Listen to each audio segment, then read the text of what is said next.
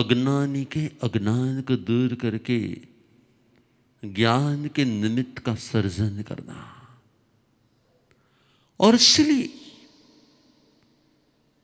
जवाज अल्प रूप से किसी अज्ञानी के अज्ञान को दूर करके ज्ञान निमित्त का सर्जन करता है, वही भविष्य में समूह शरण की रचना करके अनेक जीवों के ज्ञान का निमित्त बन सकता है। तो आज अल्प लाभ, कल अनेक गुना लाभ हो सकता है। याद रखना, निमित्त कोई भी हो, लेकिन जो निमित्त सिद्धत्व की नियति का सर्जन कर देना, उस निमित्त को समूह शरण कहते हैं। जो निमित्त सिद्धत्व की नियति का सर्जन कर दे, उसे समूह शरण कहते हैं। जहां शरण पाकर समभाव प्रकट होता है, जहां सानिध्य पाकर अपनी आत्मा परमात्मा का शरण भाव अनुभव करता है, वही तो होता है समव शरण। सर्वज्ञ का शरण जहां प्राप्त होता है, वो होता है समूह शरण। और सत्य की प्राप्ति का परम निमित्त होता है समूह शरण। जहां विराजमान होते प्रभु, जहां विराजमान होते हैं प्रभु, और हजारों हजारों हजारों जीव अज्ञान के वश कुतूहलता से आते हैं। है क्या? ये क्या है? यहां पे क्या हुआ है? नटू भाई चौकसी शाम को बैठे थे, बता रहे थे, मैं तो वैष्णव परिवार का, जैन संतों के साथ, जैन धर्म के साथ कोई संबंध नहीं था, लेकिन जब जब जूनागढ़ के मार्ग पर किसी की दीक्षा का जुलूस निकलता था और मैं लोगों को पूछता था कि ये क्या है, और लोग कहते थे कि ये कोई आत्मा संसार को छोड़कर संयम के मार्ग पर जा रही है और ऐसा त्याग करने वाली है। तभी से मेरे अंतर में जैन धर्म के प्रति अहोभाव आता था, भक्तिभाव आता था, और फिर मैं धीरे धीरे जैनत्व के प्रति आकर्षित हो रहा था। जनप्रियो, प्रभावक्ता का सर्जन अनेक आत्माओं के आत्म कल्याण का निमित्त होता है।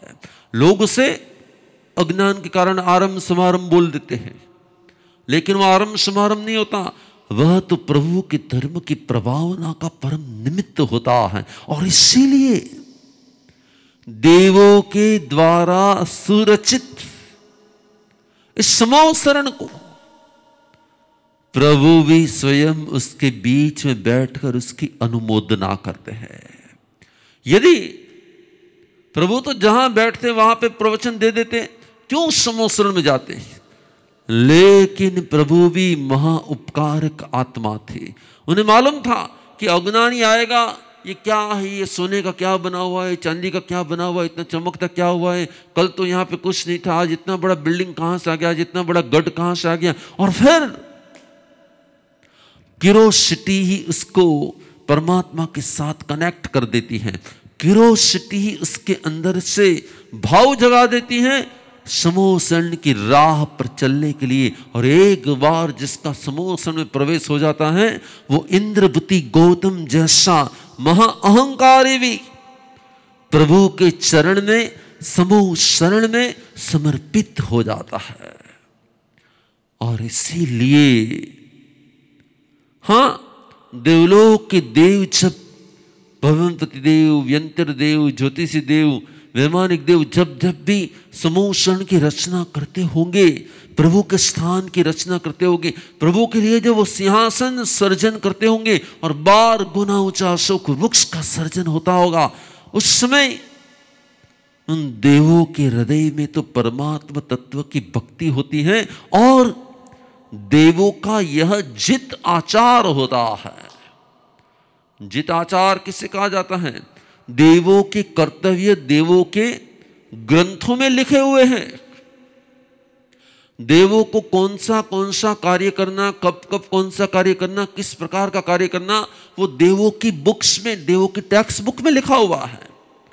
और जम्बूद्वीप पन्नति सूत्र में आता है कि वो टेक्स्ट बुक भी रत्नों की बनी हुई है और वहां पे कलम भी है, वो भी रत्नों की बनी हुई है, स्याही भी रत्नों के चूर्ण की बनी हुई होती है और उसमें से फिर लिखा जाता है। और जो देव नया आता है वह जन्म के बाद अपनी टेक्स्ट बुक पढ़ता है।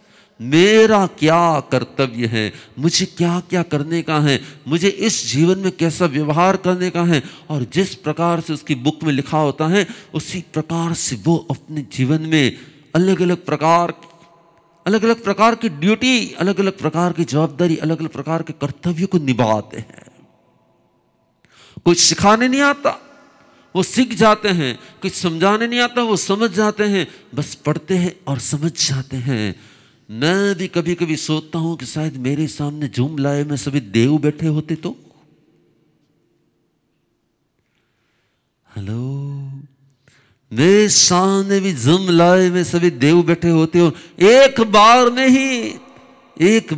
ही एक ही प्रवचन में सब समझ जाए अपनी अपनी ड्यूटी, अपने आत्मा के प्रति कर्तव्य, अपने परिवार के प्रति कर्तव्य, अपने समाज के प्रति कर्तव्य, अपने साधर्म्य के प्रति कर्तव्य, तो फिर क्या हो जाए? तो फिर एक बार में ही आत्म कल्याण हो जाए। लेकिन मेरे लक में जुमलाए में देव नहीं बैठे। हेलो, देव होने वाले बैठे हैं। कौन बैठे हैं? देव नहीं बैठे हैं, देव होने वाले बैठे हैं। आज नहीं तो कल जो प्रभु धर्म के आराधना करते हैं वो अपने गुणों की अभिवृद्धि करता है। जो गुणों की अभिवृद्धि करता है उसकी सद्गति निश्चिंत होती है, उसकी देव गति निश्चिंत होती है। अब मैं तो सिर्फ रही राह देखूंगा कि कब आप, क्या मैं आपके देव होने की राह नहीं देख रहा, मैं कोई आपकी डेथ की राह नहीं देख रहा, लेकिन मैं ये राह देख रहा हूं कि वो दिन कब आए कि समूह शरण में आप, प्रभु के समूह शरण में आप पधारे और प्रभु को विनती करे कि प्रभु मेरा आत्म कल्याण करे, प्रभु मेरे आत्म कल्याण के योग्य मेरे पर अनुशासन करे। और इसीलिए तो देवों की भाग्य को सौभाग्य बना दे वो समूह शरण होता है। मैंने आपको पहले ही कहा, सौभाग्य वो होता है जो भविष्य में भगवान की प्राप्ति कराए, भविष्य में भगवान के निमित्तों की प्राप्ति कराए, भविष्य में भगवान के धर्म की प्राप्ति कराए, भविष्य में भगवान की शरण की प्राप्ति कराए, वो सौभाग्य होता है। और ऐसा सौभाग्य का सर्जन करना, यही तो धर्म की प्रभावना होती है। जो आज धर्म की प्रभावना करता है, हमारे रजनी भाई कहते हैं मैं सबको सामायिक की आराधना कराऊंगा, कोई कहता है मैं वेबकास्ट कराऊंगा, कोई कहता है मैं और धर्म की आराधना में निमित्त बनूंगा, कोई कहता है मैं पुस्तकों का प्रकाशन करूंगा, ग्रंथों का सर्जन करूंगा, कोई कहता है मैं दूसरों को 20-20 लिंक भेजकर उनको भी प्रभु के वचन सुनने की प्रेरणा दूंगा। जो भी आत्माएं प्रभु के धर्म की प्रभावना करते हैं वही सौभाग्य का सर्जन करते हैं, वही सौभाग्य का सर्जन करते हैं। जो दूसरों के सत्य में निमित्त बनते हैं, जो दूसरों के सत्य में निमित्त बनते हैं, उसी आत्माओं को नेक्स्ट जन्म में प्रभु के चरण, प्रभु के शरण, प्रभु के समूह शरण की प्राप्ति होती है। आज हमने भूल की थी, इसलिए हमें प्रभु की क्षमा मांगनी चाहिए। मेरे सामने शेषावन है और मैं उस शेषावन के सामने देखकर प्रभु की क्षमा अपना चाहता हूं कि प्रभु जब आप मिले थे, आपका समोसन मिला था, तब मैंने स्वार्थी होकर शिव समोसन में आने का प्रयत्न किया था, किसी को लाने का प्रयत्न नहीं किया था। मैंने आने का प्रयत्न किया था, मैंने लाने का प्रयत्न नहीं किया था। जब जब मैं आया मैंने प्रभु तुझको पाया, लेकिन मैंने किसी को लाने का प्रयत्न नहीं किया, प्रभु के दर्शन कराने का प्रयत्न नहीं किया, प्रभु की वाणी सुनाने का प्रयत्न नहीं किया, प्रभु के शरण की प्राप्ति का प्रयत्न नहीं करवाया। और इसीलिए प्रभु, मेरा स्वार्थ गत जन्म में था, इसलिए इस जन्म में मुझे प्रभु के समूह शरण में, मुझे प्रभु के समूह शरण विराजमान होने का सौभाग्य प्राप्त नहीं हुआ। दीवानो प्रियो, आज मैं और आप मिले हैं, गुरु शिष्य मिले हैं, संत श्रावक मिले हैं, लेकिन तीर्थंकर और उसके उपासक नहीं मिले। क्यों? मुझे और आपको, मुझे और आप सबको प्रभु का समोषण नहीं मिला, नहीं मिला, नहीं मिला, नहीं मिला। प्रत्यक्ष दर्शन कर पाए उस दिव्यात्मा के, प्रत्यक्ष दर्शन कर पाए उस मुखाकृति के, प्रत्यक्ष चरण स्पर्श कर पाए उस परम आत्मा की, ये सौभाग्य नहीं मिला। जब जब भी मुझे समोषण मिला था, तब तब मैंने दूसरों को समोषण में लाने का प्रयत्न नहीं किया। जब जब मुझे प्रभु की वाणी मिली, तब तब मैं आज आपको पूछता हूं कि आज सुबह, आज के प्रवचन के लिए आपने कितने लोगों को प्रेरणा दी थी? जिसने एक लोग को भी प्रेरणा दी ना, वो हाथ ऊपर करके एक उंगली बताओ कि हां, मैंने आज एक को प्रेरणा दी थी। आज मैंने 2 को प्रेरणा दी थी, 2 उंगली। आज मैंने 3 को प्रेरणा दी थी। आज की लिंक मैंने भेजी थी, आज की प्रेरणा मैंने दी थी। आज मैंने कॉल करके उनको समझाया था कि आज 8 बजे मेरे गुरुदेव का प्रवचन है, मेरे प्रभु के वचन सुनने का अवसर है, आप जुड़ जाना। किसने प्रेरणा दी थी? जिसने प्रेरणा दी थी वही भविष्य में प्रभु को और गुरु को पाता है। और जिसने प्रेरणा नहीं दी और सिर्फ अपना स्वार्थ, अपना सुन लिया, अपना काम हो गया, मेरा 2 घंटा निकल गया, मुझे बहुत आनंद आया, मुझे बहुत सुनने में मजा आती, मुझे प्रभु के वचन सुनने में बहुत आनंद आया। स्वार्थी जीव, स्वार्थी जीव, स्वार्थी जीव। अब जरा स्वार्थी जीव उंगली ऊपर करो ना कि हाँ, मैं स्वार्थी हूं। हेलो, जरा कान पकड़ के बोलो ना कि हाँ, मैं स्वार्थी हूं। मैंने कोई पुरुषार्थ नहीं किया, मैंने कोई पुरुषार्थ नहीं किया प्रभु के धर्म को, प्रभु के वचन को अन्य के कर्ण तक पहुंचाने का। कान पकड़कर बोलो कि हाँ, मैंने दूसरों के कान तक प्रभु के वचन नहीं पहुंचाए। मेरा दुर्भाग्य है आज, मेरा दुर्भाग्य है आज, मैंने दुर्भाग्य का सर्जन किया है आज। जो दूसरों को सत्य की ओर ले जाए, वो सौभाग्य का सर्जन करता है।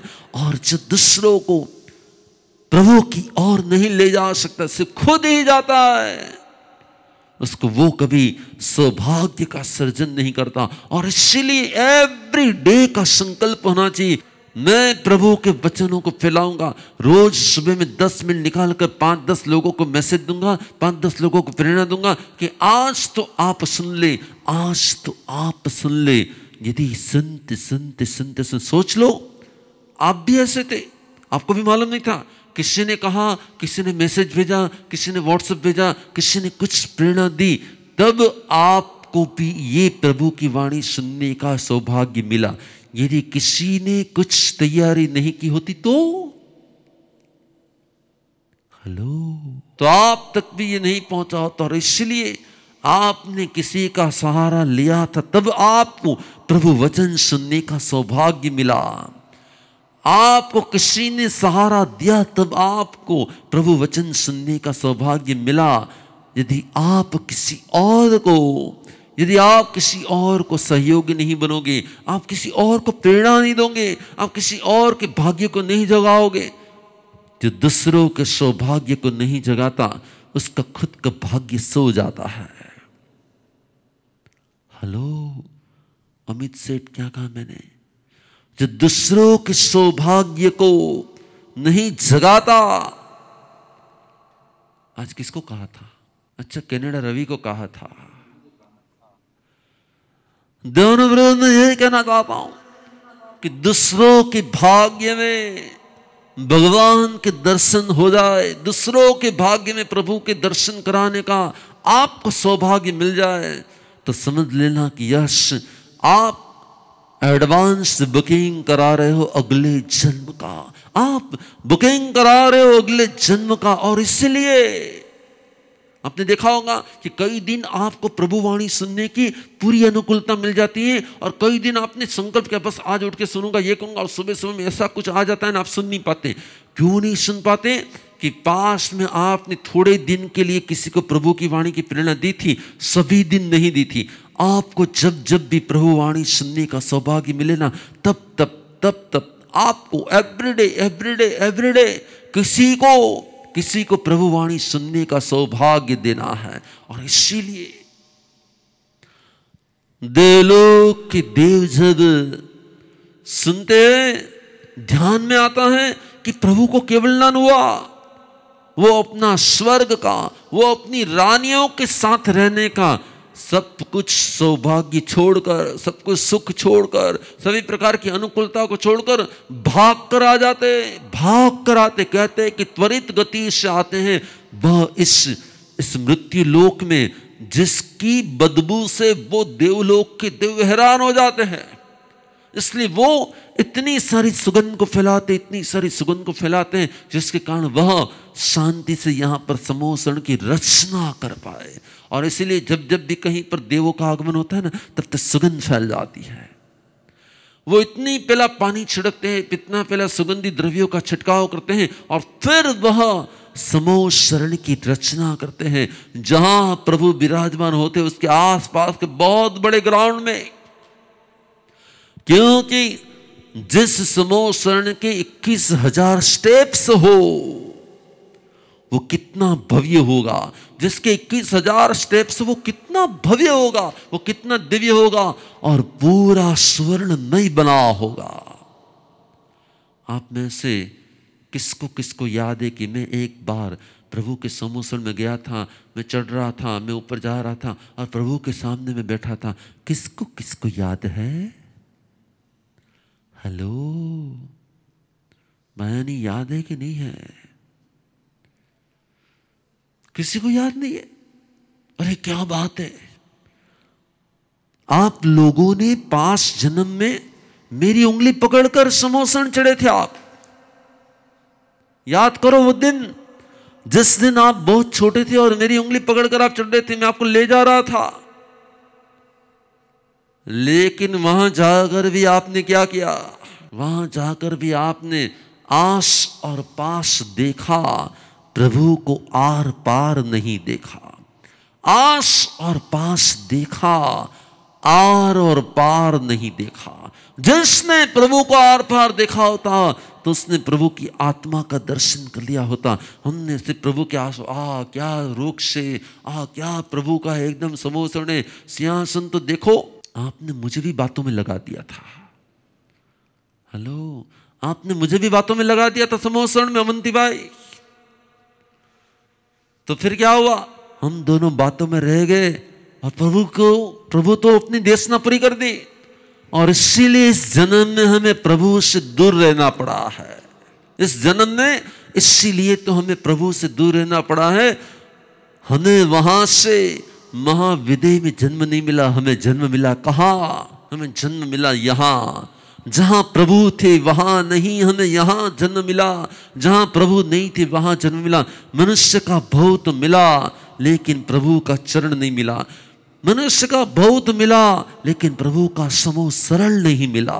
और इसीलिए इस जन्म में इस दुर्भाग्य को मुझे सौभाग्य में पलटना है। और इसीलिए मैं, कितना ही पेन हो, कितनी तकलीफ हो, आज तो नहीं है, लेकिन जब भी कुछ हो, प्रॉब्लम चाहे कितना ही हो, लेकिन मैं प्रभु की वाणी सुनाने का मेरा कर्तव्य बंद नहीं करता। क्यों? क्योंकि जिस दिन मैंने प्रभु की वाणी सुनाने का कर्तव्य स्टॉप किया, उस दिन मेरा सौभाग्य स्टॉप हो जाएगा। अब समझ जाओ कि आपको क्या पुरुषार्थ करना चाहिए। जो भी सुने वो सुनाए, जो भी नहीं सुनता है उसे सुनाए, जिसे नहीं आता है उसे लिंक भिजवा दे, जिसके पास मोबाइल नहीं हो तो उसे मोबाइल दिलवा दे, जिसके पास और कोई संयोग न हो उसको वो दिलवा दे। किसी न किसी प्रकार से हम दूसरों को प्रभु की वाणी सुनने में निमित्त रूप बन जाए। जो अनुकूलता देता है वो अनुकूलता पाता है, जो अनुकूलता देता है वो अनुकूलता पाता है, जो प्रभु के दर्शन कराता है वो प्रभु के दर्शन पाता है। हमारे रजनी भाई रोज रोड पर निकल जाते, अभी लॉकडाउन में नहीं निकलते लेकिन रोज रोड पर निकल जाते। जो रोड साफ करने वाले होते उसको बुलाते हैं, पास में समझाते हैं, उसको छोटी मोटी गिफ्ट देते हैं, बोल नमो ओरियंताणम, नमो सिद्धाणम, नमो आयरियाणम, नमो वज्जाणम, नमो लोय सवसावणम। दुबई से इंडिया में आए और इंडिया में रहकर बस उसने पूरा जीवन बदल दिया, सबको प्रेरणा देना शुरू कर दिया, कई आत्माओं को नमस्कार मंत्र सिखा दिया, छोटी मोटी गिफ्ट दे दी और फिर उसके हृदय में प्रभु का स्थान दे दिया। जब जब वो घाट को पर के रोड पर निकलते हैं तो उनको देखकर वो सभी कहते हैं अरे वो नौकार मंत्र वाले भाई आए, अरे वो नौकार मंत्र वाले भाई आए हैं। और इसीलिए मुझे आपको कहना है कि हम भी अगले जन्म के समूह शरण के प्रभु सानिध्य के सौभाग्य का सर्जन इस जन्म से कर दे। वो कौन सी पल होगी, वो कौन सी श्रेष्ठ पल होगी जब गिरनार के स्टेप्स चढ़ते चढ़ते कई आत्माएं प्रभु नेम के समोषण में आते होंगे। वो राजगृही की कैसी अद्भुत पल होगी जब इंद्रवती, अग्निवती, वायुवती आदि समोषण के स्टेप्स चढ़कर महावीर को पाए होंगे, महावीर के दर्शन को पाए होंगे। जो दर्शन सम्यक दर्शन का कारण हो जाए, जो दर्शन आत्म दर्शन का कारण हो जाए और जो दर्शन मेरी दृष्टि खोल दे, ऐसे ही प्रभु के दर्शन का परम निमित्त उससे कहा जाता है, उसे कहा जाता है समोव शरण। और हम भी इस समूह शरण के 21,000 स्टेप्स चढ़ते हुए रत्नमय सिंहासन पर विराजमान दिव्य आभा और दिव्य प्रभा के स्वामी प्रभु के चरण शरण को प्राप्त करे और अपने जीवन को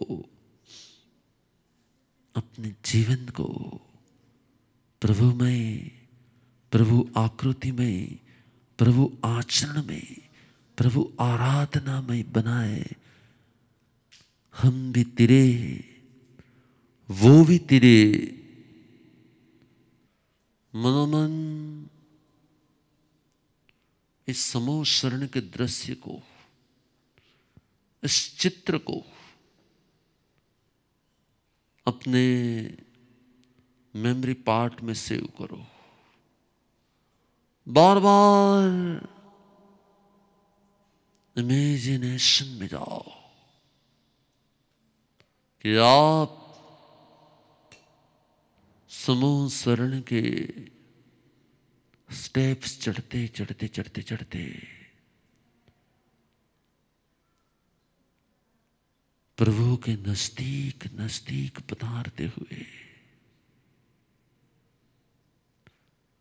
प्रभु के चरण में मस्तक झुकाते हुए प्रभु के सानिध्य में शरण पाकर, चरण पाकर प्रभु की वाणी का श्रवण पाकर धन्याति धन्य पल का एहसास करोगे,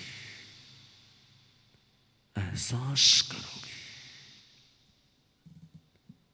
एहसास करोगे। एहसास करोगे। देवों प्रिय, आज मेरे सामने प्रश्न आए थे कि समूह शरण में देवता आते तो है, लेकिन फिर देवलोक में जाकर धर्म ध्यान तो करते नहीं है, तो क्यों सुनने के लिए आते हैं? वैसे मैं भी रोज सुनाता हूं, आप भी रोज सुनते हो, और इसमें से कई देवलोक के देवों की तरह सुनते हैं लेकिन कुछ करते नहीं है। लेकिन फिर भी आज का सुना कभी ना कभी तो हमारे अंदर में संस्कारों का सर्जन करेगा। आचरण आए कि ना आए, लेकिन यदि संस्कार आ गए ना तो नेक्स्ट जन्म में वो संस्कार भी उसे साधना आराधना में छोड़ देंगे। और इसीलिए देवलोक के देव संस्कारित होने के लिए प्रभु के समूह शरण में प्रभु की देशना सुनने के लिए लाखों किलोमीटर दूर से आते हैं, लाखों किलोमीटर दूर से आते हैं। हर्षद भाई, दोषी का मलाड से प्रश्न है कि परमात्मा માટે તો દરેક સમાન હોય છે, તો પછી સમૂહમાં બેઠક વ્યવસ્થા રાજા ચક્રવર્તી માણસો માટે अलग अलग કેમ રાખવામાં આવી છે? वैसे कोई अलग अलग व्यवस्था नहीं होती है, सबके लिए एक ही स्थान होता है, सबके लिए एक ही प्रकार की व्यवस्था होती है। लेकिन साधु साध्वी श्रावक और श्राविका ये 4 प्रकार के तीर्थ होने के कारण उन 4 की व्यवस्था अलग अलग होती है। कोई चक्रवर्ती को बैठने की जगह अलग नहीं होती, कोई राजा को बैठने की जगह अलग नहीं होती, सभी की साथ में होती है। लेकिन लोग क्या करते हैं, जैसे चक्रवर्ती को देखते हैं, अरे आप यहाँ पे विराजो, आप यहाँ पे विराजो, आप यहाँ पे विराजो, वो एक लोगों के मन में एक भावी होता है, इसलिए उनके लिए एक स्थान बन जाता है, बनाया नहीं जाता है, बन जाता है। और इसीलिए समूह शरण में तो सब समान होते हैं। और किसी के मन में कोई क्वेश्चन? समूह शरण की साइज क्या होती? जैसा गांव वैसा समूह शरण होता है। अब जूनागढ़ में समूह शरण बनाना होगा तो छोटा बनेगा, और मुंबई में बनाना होगा तो बहुत बड़ा बन जाएगा, पुणे में थोड़ा और छोटा बनेगा तो कोलकाता में और बड़ा बनेगा। जैसा क्षेत्र होगा, जैसे लोगों का आगमन होगा, वैसे वैसे समूह शरण देव रचते जाते हैं। देवों के पास स्वीकृति लब्धि होती, वो प्रभु के विराजने के बाद भी समूह शरण को छोटा बड़ा कर सकते हैं, लेकिन हमेशा हमेशा के लिए समूह शरण परिपूर्ण भरा हुआ होता है। રીડાદી મોદી બોલો। મારો ક્વેશ્ચન એ છે કે આપણે જેવી રીતે ભગવાન મહાવીર ખીલા ખોર્યા ગોવાળિયાએ, તો પછી ગોવાળિયાએ બીજું કર્મ બાંધ્યું, તો એ સાયકલ ચાલુ રહે તો એ એન્ડ ક્યારે થાય? साइकिल कभी भी नहीं होती है। अपने अपने कर्मों को सब भुगतते हैं, किसी का किसी व्यक्ति के साथ कोई रिलेशन नहीं होता, सबका अपने अपने कर्मों के साथ रिलेशन होता है। अब गोवालिया ने जब कान में खिले मारे, तब महावीर जब तक कान में खिले नहीं मारेंगे और उसके कर्म अनेक से होंगे, तब तक न गोवालिया का मोक्ष होगा न महावीर का मोक्ष होगा। ऐसा कभी नहीं होता है। साइकिल की व्याख्या है, हम कर्म बांधते हैं, कर्म भुगतते हैं, कर्म बांधते हैं, कर्म भुगतते हैं। अब जो हम बांधते हैं उसको यदि हम भुगतने के समय में संभाव रखते हैं तो हम नए कर्मों का बंद नहीं करते, नए कर्मों का बंद नहीं करते, तब हम साइकिल को तोड़ देते हैं। और जब जब जब हम भुगतते हैं कर्मों को, तब तक हम नए नए कर्मों का बंद कर लेते हैं। जब जब नए नए कर्मों का बंद कर लेते हैं, तब तक वो साइकिल चलती रहती, उसका एंडलेस साइकिल हो जाती वो। इसीलिए जागरूकता पूर्वक कर्मों को क्षय कर देना, जिससे कर्म नए बंध ना हो, इसी पुरुषार्थ को धर्म कहा जाता है। जागरूकता पूर्वक पुराने कर्मों को भुगत लेना, और पुराने कर्मों को भुगतने के समय में नए कर्मों का बंध नहीं करना, इससे साइकिल टूट जाती है। वरना फिर क्या होती, पुराने कर्म भुगतने के समय नए कर्म बनते, नए कर्मों के उदय के समय वापिस और नए कर्म बनते, और साइकिल चालू रहती है। तो वत्सुकुमार ने जયારે माथे पार बांधी, यस, तो सोमिल ब्राह्मण ने कर्યું। अब सोमिल ब्राह्मण को वो कर्म बंद हो गए। अब सोमिल ब्राह्मण के ऊपर बिजली भी पड़ सकती है, सोमिल ब्राह्मण को कहीं वो दर्द भी हो सकता है, सोमिल ब्राह्मण को और भी किसी प्रकार से कर्म भुगतने हो सकते हैं। आत्मा को कर्म के साथ संबंध होता है, आत्मा को किसी व्यक्ति के साथ संबंध नहीं होता है। इसलिए उसने तो गस्सुकमाल को वेदना दे दी, गस्सुकमाल का तो मोक्ष हो गया। अब जब तक वो सुमिल ब्राह्मण यदि वो कर्मों को क्षय नहीं करेगा तब तक क्या गस्सुकमाल खड़ा रह जाएगा कि हाँ हम अभी आपका कर्म क्षय हो जाए उसके बाद मैं मोक्ष में हूँगा। इसलिए वो तो उसका मोक्ष हो जाता है और ये फिर किसी भी तरीके से अपने कर्मों को भुगत लेते हैं। किसी व्यक्ति के कारण नहीं, कुदरत के कारण भी कर्मों को भुगते जाते हैं। रोड पर चलते ऊपर से बिजली गिर जाती है, रोड पर चलते और ऊपर से कोई गिर जाता है, रोड पर चलते फिसल जाते हैं, कुछ भी हो सकता है। कर्म भुगतना जरूरी है, निमित्त कोई भी हो सकता है। समूह सन में जो वाइल्ड एनिमल आते हैं वो क्या वो वापस हिंसा करते हैं? ऐसा कहा जाता है कि समूह सन में आने के बाद, प्रभु की वाणी को सुनने के बाद उनके हृदय में इतना संभाव आ जाता है, इतना सम्यक भाव आ जाता है, प्रभु के गुणों की स्पर्शना हो जाती, तो फिर वह जंगलों में जाकर फिर हिंसा नहीं करते, ऐसा सुना गया है। इसका कोई आगम आधार नहीं मिलता है। शुभ भाव।